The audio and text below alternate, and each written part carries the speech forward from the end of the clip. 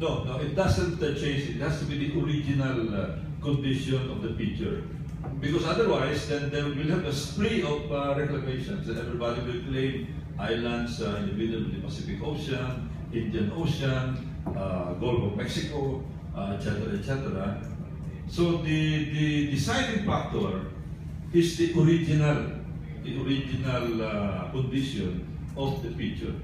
If it was underwater, it has a reef like Mississippi Reef, underwater.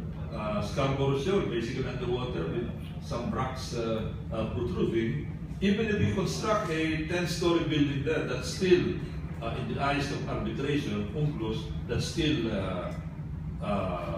underwater. That cannot be classified as an island. Kaya malaking bagay itong ginagawa nila, no?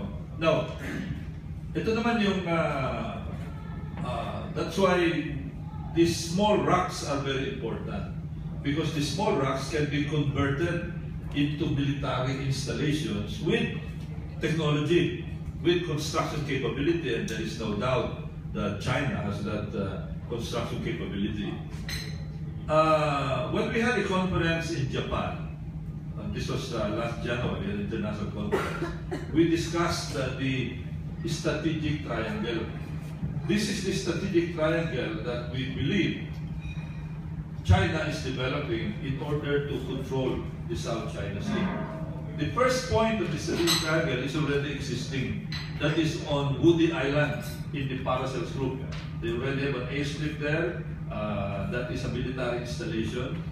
The second one, thank you, is the cluster of reefs, particularly Pirate Cross Reef, Johnson South Reef, that where ongoing reclamation is happening.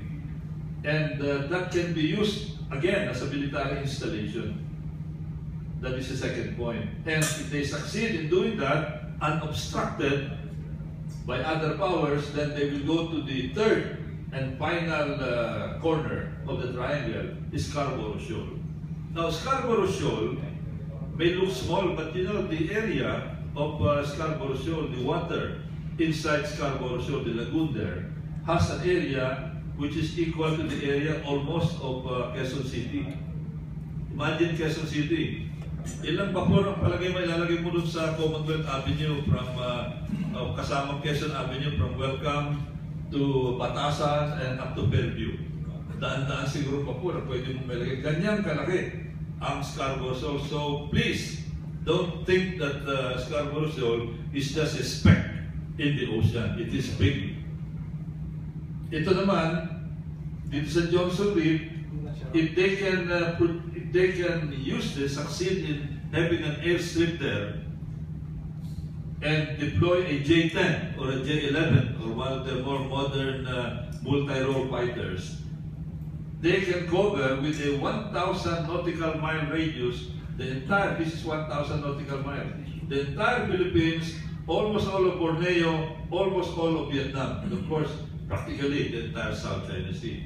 So they can control that. And that is the reason why, nung makita ng US yung ginagawa, nung una they said they're neutral, no? But now they're not anymore neutral because they're looking at these reclamations as potential military and air bases that can threaten not only the security of the coastal states, but the security of the US and their other allies, primarily Taiwan, Japan, Australia, and Malaysia, and Vietnam. So this is a direct threat to the allies in the area, a clear and present danger not only to us, but to the other powers in the area. Actually, yung ginagawa ng China, tulad nung like